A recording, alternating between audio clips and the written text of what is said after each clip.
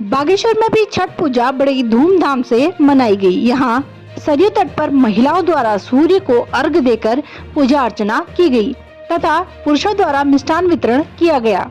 महिलाओं द्वारा बताया गया कि 9 दुर्गाओं में से छठवीं माता की पूजा आज छठी के दिन की जाती है। इसे छठी का पर्व कहा जाता है। आइए देखते हैं एक रिपोर्ट। इनका होती है हमारे ये छठ पूजा। जैसे पहला दिन तो एक दिन नहा के खाना जो बोलते हैं एकदम शुद्ध खाना खाना पड़ता है। जैसे लौके का सब्जी होगी, दाल हरहर का होगी और ऐसी मतलब शुद्ध खाना रोटी सब्जी खा सकते चावल। इसमें दिन भर भूखा रहेंगे। एक खारना बोलते हैं जो जिसकी हम भूखे रहेंगे दिन भर। शाम को बनाएंगे खीर और सादी रोटी बनाएंगे, तो उसी को हम उनको भी भोग लगाते हैं माता रानी को, फिर अपना भी लगाते हैं। फिर उसके बाद जो घाट का दिन होती है, जो आज हम घाट आए हैं, आज दिन भर हम भूखे रहेंगे और रात में भी भूखे रहेंगे। ना पानी कल पिया है ना आज पिएंगे, तो ऐसे भूखे रहेंगे, प्यासे रात भर ऐसे रहेंगे। फिर सुबह रख देंगे सूरज को, उसके बाद फिर हम जूठा मुँह कर सकते हैं। 3 दिन का, हाँ 3 दिन का होती है निर्जल व्रत। नहीं पीना है आपको छठ पूजा करने में।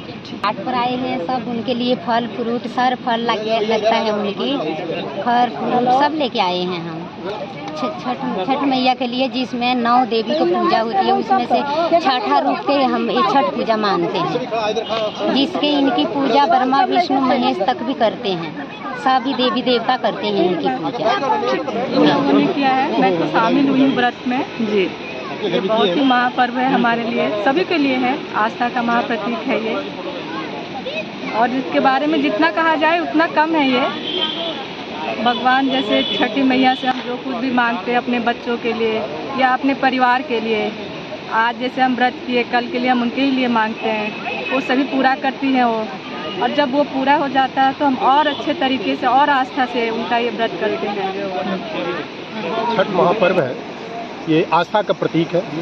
और लोग खास करके बिहार और यूपी के लोग जहाँ कहीं भी हैं, वो अपना ये छठ का मतलब ये करते हैं, पूजा करते हैं। इसमें क्या होता है कि तो 4 दिन का ये त्यौहार माना जाता है। नहाए खाए से स्टार्ट होता है। उस दिन जो भी व्रती होते हैं, चाहे जेंट्स हो या लेडीज हो, वो अपना हर चीज़ साफ़ सुथरे तरीके से नहाना धोना करने के बाद शाम को प्रसाद बनता है। इनका दिन का जो प्रसाद बनता है वो ग्रहण करती हैं। फिर वो दिन ख़त्म हो गया, दूसरे दिन खड़ना स्टार्ट होगा। दिन भर उपवास रहेंगी।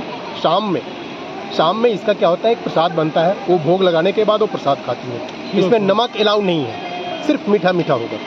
फिर आज कल ख़त्म हुआ, आज दिन भर उपवास रहेंगी। आज अर्घ शाम का डूबते हुए जो सूरज है उनका अर्घ देंगी। रात भर फिर उपवास रहेगा, कोई पानी नहीं चलेगा। सुबह फिर वो आकर के अर्घ देंगी उगते हुए सूरज को, और इसके बाद व्रत तोड़ेंगी अपना जो भी है जूस या शरबत से। इसके बाद वो समाप्त होता है। इसमें इसकी तैयारी ये नहीं कि 3 दिन से होता है, इसकी तैयारी 15 दिन पहले करनी पड़ेगी। ये आप जो देखते हैं गेहूँ जो आटा बनता है, नियम यह है कि उस गेहूँ के आटे को जो हाथ वाला चक्की में पीसने का तरीका है, मशीन में नहीं। और वो भी पिसाएगा तो बहुत अच्छी तरह से साफ़ किया जाता है। इस तरह से इसकी तैयारी। चावल, अगर गेहूँ धान सुखा रहे हैं तो वहाँ छतरी लेकर धूप में बैठती हैं महिलाएं या जेंट्स। कोई चिड़िया आकर के उसको जूठा न कर दे। चावल भी उसमें होता है खीर के लिए, उस कोई जूठा न कर दे, वहाँ बैठेंगी। और अब आगे की बात बताऊँ, जब प्रसाद कल सुबह हम लोग को मिलेगा, वो प्रसाद भी हम खाएंगे पानी का कुल्ला करके बात बढ़िया से। और जब लेंगे उसके नीचे नहीं गिरनी चाहिए ज़मीन पर। अगर गिर गई है तो उठाइए, उसको लांघन नहीं पड़ना चाहिए। बहुत चीज़ें हैं, शुद्धता है बस, और कुछ नहीं है। वैसे तो भगवान बहुत सब चीज़ है, लेकिन सूर्य एक है सामने, उसका साक्षात का उद्देश्य एक आस्था है। उद्देश्य तो साथ ऐसे कि जो मास्टर साहब ने बोला कि रोग का ज़्यादातर है, बाल बच्चे के लिए भी लोग करते हैं, जिनके पुत्र प्राप्त नहीं है उनके लिए भी किया जाता है, मन्नतें मानते हैं। और वैसे तो किसी चीज़ के लिए भगवान से मन्नत मानिए और पूरा हो गया तो सभी करते हैं। ये चीज़ें पूजा नहाए खाए से शुरू होता है। इसमें महिलाएं पवित्रता बरतती हैं, भोजन में, खान पान में, घर की सफाई में। और ये 5 तारीख से शुरू हो गया। 6 तारीख को खरना हुआ, जिसमें रात्रि में पूजा होती है। और उसी समय जो वो भोजन करती है, वह आज और कल की पूजा के बाद सुबह में 36 घंटे बाद वो भोजन ग्रहण करेंगे। और ये सूर्य देवता की प्रमुख यह पूजा है, जिसमें आज षष्ठी तिथि में डूबते हुए सूर्य को अर्घ दिया जाता है और कल सप्तमी को उगते हुए सूरज का अर्घ दिया जाता है। खास करके लोक पर्व आस्था और विश्वास का है, जिसमें इतनी अटूट श्रद्धा है कि इसमें न कोई पंडित न कोई पुरोहित, सब बराबर हैं और सबके बराबर ही विश्वास है और लोग बड़ी आस्था से और विश्वास से कहीं भी घर में होते हैं मनाते हैं। हम लोग घर से दूर हैं तो उसी आस्था और विश्वास के साथ सरयू तट पर एकत्रित हुए हैं और बड़े ही मनोयोग से यहाँ पूजा विधि विधान से पूरा किया जाता है। 36 घंटे का होता है। खरना एक पर्व होता है जो आज से कल शुरू हुआ हुआ, तो उसमें वह शाम को पूजा करने के बाद जो अन्न जल ग्रहण करती हैं, प्रसाद पाती हैं, उसके बाद रात में आज दिन भर और कल आज की रात भर यानी 36 घंटे पूरे होंगे उनको। कल की पूजा जब सुबह का अर्घ पड़ जाएगा तब वह घर जाकर के व्रत पूर्ण करेंगे। यह विधि विधान जिनको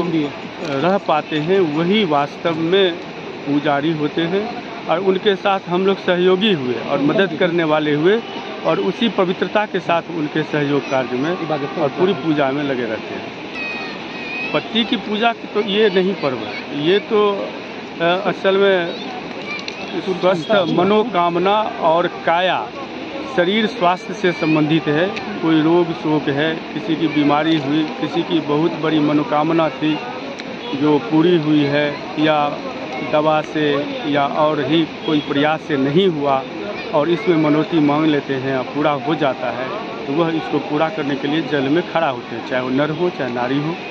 तो सर कितने सालों से आप यहाँ पे छठ पूजा का पर्व मनाते आ रहे हैं? मैं तो यहाँ 10 में आया हूँ और 10 से ही लगातार यहाँ भाग ले रहा हूँ, क्योंकि यहाँ छठ पूजा में लंबी छुट्टी होती नहीं है। तो यहाँ जो भाई सब और बहनें पूजा करती हैं तो मैं भी इसमें शरीक होता हूँ और जो सब हम लोग सभी लोग जो बाहर हैं वह यहाँ भाग ले लेते हैं। जन ओंकार समाचार के लिए बागेश्वर से मैं सीमा खेतवाल।